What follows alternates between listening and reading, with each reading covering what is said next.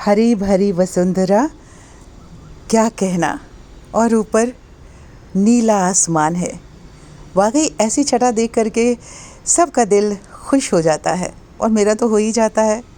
मैं आई थी, जो पीछे आंधी और तूफ़ान आया उसको थोड़ा उसकी मरम्मत करने के लिए, जो गमले टूट गए थे उनको निकाल के रीपॉट करने के लिए, कुछ कटिंग शटिंग करने के लिए, कटाई छटाई जैसे करने के लिए, तो बस यही कर रही थी। बैठ के मैं ये करने लगी तो मेरी नज़र सूर्य उदय की तरफ गई। क्या खूबसूरत ये छटा थी। मैंने कहा कि चलो इसके अंदर से थोड़ा आर्टिस्टिक करके देखते हैं। पर जब ये इसे कैमरे के सामने लेकर के आई तो मुझे ये जेड प्लांट ही दिखने लग गया।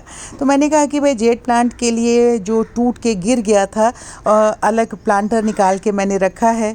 अब या तो इसकी टोपियरी बनाए या फिर सीधे सीधे प्लांटर के अंदर ही डाल दे। थोड़ी देर छटा देखती रही। अब ये देखिए ज़रा प्लांटर का क्या हाल हो गया है। वैसे ही ये 3 साल पुराना प्लांटर था, मैंने लगाया ही था इसलिए क्योंकि इसको मैं टॉपियरी को अच्छा शेप देना चाहती थी। इसीलिए ये दोनों मैंने हैंगिंग ये प्लांटर निकाल के रखा था। पर इसे जब देखा इसके कि इतना घना घना सा हो रहा था और ये प्लांटर बिल्कुल टूट चुका था। पता है, ये वाला जो मैंने स्पेशली लगाया था कि मैं इसका टॉपियरी बनाना चाहती थी। सिर्फ इसमें कोकोपीट लगाया था मैंने, कोकोपीट और वर्मी कंपोस्ट डाल के, जो बिल्कुल लाइट वाला मील में तैयार करती हूँ ना प्लांट्स के लिए। देख रहे कितना हल्का सा है ये, बस वो वही डाल के मैंने लगाया था। तो ये एक जो मिथ्य है लोगों के कि एक जेड प्लांट जो है वो कोकोपीट में नहीं चल सकता है, मैं इसकी साक्षात उदाहरण हूँ।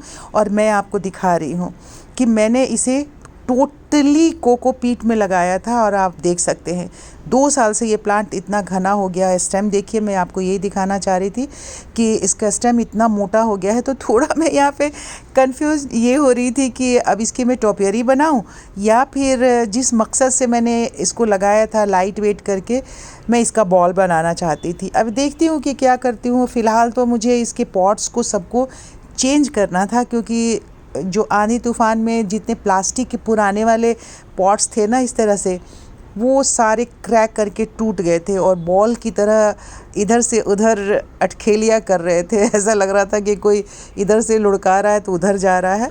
खैर, मैंने इसे अभी इस पेंडिंग में रख दिया, यहीं पे रख करके सामान। मैंने कहा इसका काम अभी बाद में मैं करूँगी। उससे पहले जो मेरे कारपेट जो मैंने लगाया था ग्रीन ग्रास, उस तरफ में गई तो वहाँ मुझे ये प्लांट दिख गया अपना गुगुल का, जिसमें कि डोरमेंसी के बाद अब थोड़े थोड़े पत्तियाँ निकलनी शुरू हो गई हैं। पिछले ही साल मैं इस प्लांट को रीपॉट करना चाहती थी, बड़े प्लांटर में डालना चाहती थी, पर किसी कारण से कमल ने मना कर दिया। रहने दे, इसी में अच्छा लग रहा है, सुंदर तो लग रहा है, तो मैंने भी छोड़ दिया था। इसमें से कुछ कटिंग निकाल के मैंने कुछ और प्लांट तैयार कर लिए थे, जो बहुत सारे लोगों को मैंने 4-5 लोगों को इसकी कटिंग तैयार के गिफ्ट कर दिया है। अब ये मौसम है गर्मी का, तो बहुत सारे लोग ये भी पूछते रहते हैं कि क्या गर्मी के मौसम में मेरे प्लांट से रीपॉट कर ले। हाँ, कर सकते हैं, बट जब रीपॉट करने के लिए हम तैयारी करते हैं ना तो बहुत गंदे ढंग से या तो उसे खींच के निकाल लेते हैं। देखिए, ये तरीका होता है छोटे प्लांटर से बड़े प्लांट को निकालने का। बस आप टैप टैप किया, आपने पौधे को खड़ा कीजिए, ऊपर से प्लांट को पकड़िए। देखिए, इस तरह से आपका पूरा प्लांट जो है मिट्टी के साथ निकल आएगा। और इस मौसम में अगर आप इसे रीपॉट कर रहे हैं तो प्लीज़ मेरा एडवाइस है कि आप लोग इसकी मिट्टी बिल्कुल ही नहीं निकालिएगा। वैसे भी ये प्लांट मुझे मेरे भाई ने, लखनऊ वाले भैया ने गिफ्ट किया था, तो उनके तो जो मिट्टी वो तैयार करते हैं खंगर वगैरह मिक्स करके, तो बहुत ही इतना पोलाइट वाला, मुलायम वाला, सॉफ्ट वाली मिट्टी थी ना कि उसके अंदर अगर मैं और कोई मिट्टी डाल देती तो मुझे गवारा नहीं था, तो मैंने इसी तरह से उसमें डाल दिया। तो इस तरह से आप रीपॉट कर सकते हैं। अब जब ये कर दिया तो नीचे से ग्रीन कारपेट भी मैंने हटा दिया इस टाइप लेफ़्ट वाली साइड में, क्योंकि यही आर्च पूरा गिर गया था ना, ये स्टैंड गिर गया था। तो उस टाइम तो मैंने परसों तरसों जब ठीक किया संडे को शाम को, तो ऐसे ही बस इसको हटा के सारा बांध बूंद के फिर से मैंने इसे खड़ा कर दिया था। पर मुझे इसको रिप्लेस करना चाह रही थी कि जहाँ स्टैंड को वहाँ से हटा देती। वैसे भी एक स्टैंड को रिपेयरिंग के लिए मैंने दिया हो, जो दूसरा वाला स्टैंड था मेरा एक, तो ये वाला स्टैंड मेरा पुराना है और बहुत सस्ता मैंने लिया था। खैर चलिए, अभी तो सस्ते महंगे की बात करनी नहीं है, अभी तो ये है कि इसे रीप्लेस में कर दूँ स्टैंड को। और ऐसी जगह पे रख दूं जहाँ से कि बीच से सफाई के लिए, क्योंकि मैंने जितना भी स्टैंड बनाने के लिए बहुत बार लोगों ने पूछा है कि स्टैंड आपने इतना बनवा के क्यों रखा हुआ है, बाहर भी आपकी छत पे पड़ता है। बट बाहर पड़ता है, उसकी जगह मैंने जितने भी अपने प्लांट्स लगाए हैं ना, वो सारे मैंने लाइट मील तैयार करके अपना तैयार करती हूँ मैं, और उसमें सारे प्लांट्स लगाए हुए हैं। स्टैंड ज़रूरी है बहुत ज़्यादा, जिससे कि आपके छत पे सीपेज ना हो, आपके घर में नुकसान ना हो। एक वीडियो मैंने बनाया हुआ है किसी के पूछने पे कि स्टैंड क्यों ज़रूरी है।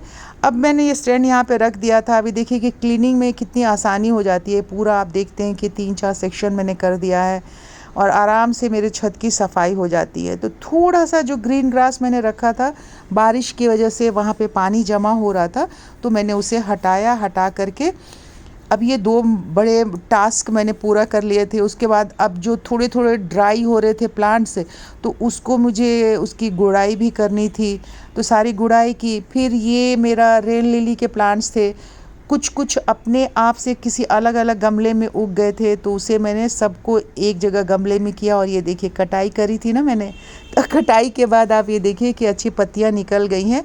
और पिंक वाला जो रेन लिली का प्लांट है वो अच्छे से फूल भी दे रहा है कंटिन्यूसली। अभी इस वक्त मेरे गार्डन में नहीं खिला है, पर खिल चुका है। ये पोए का साग है, ये है गॉम्फ्रीना, ये मैंने बीज डाला था। और ये जितना भी डाला हुआ है ना पोटुला का, ये मैंने पूरे प्लांटर में ही हाइब्रिड वाला बीज डाला है। अभी देखती हूँ, ये देखिए ये चंपा का डॉर्फ वैरायटी वाला मेरा प्लांट था। बहुत बड़ा प्लांट था। जो मेन मदर प्लांट था वो तो पिछले गर्मी के टाइम से ही सूख गया। बस ये देखिए कि छोटे छोटे कितने सारे प्लांट्स निकल आए हैं। अब ये इस तरफ फिर से वापस आई मुझे, क्योंकि अब जितना मुझे काम छत पे करना था ना वो कर लिया। तो मैंने कहा थोड़े से प्लांट्स भी दिखा दूँ जिसको कि आप मल्टीप्लाई कर सकते हैं और बल्ब से होते हैं। क्योंकि रेन लिली हटाया था ना, तो मुझे ये लेपर्ड लिली भी ध्यान में आ गया। ये हमारा देखिए सेंसिवेरिया का प्लांट है।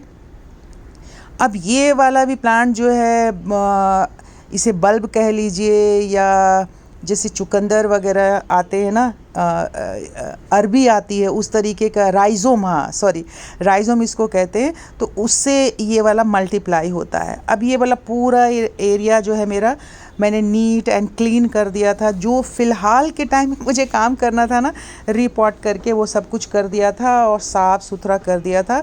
अब दूसरी तरफ थोड़ा काम हो रहा था। मैंने कहा अब मैं छत पे से वापस नीचे जाती हूँ, अब कुछ नीचे का भी काम किया जाए, प्लांट्स नीचे भी तो हैं। वीडियो पसंद आया है ना? पसंद आया तो जल्दी से लाइक कर दीजिए। चैनल आपने अभी तक सब्सक्राइब नहीं किया है, सब्सक्राइब कर दीजिए भाई, अच्छा लगेगा। और शेयर कीजिए। फिर मिलते हैं, नमस्कार।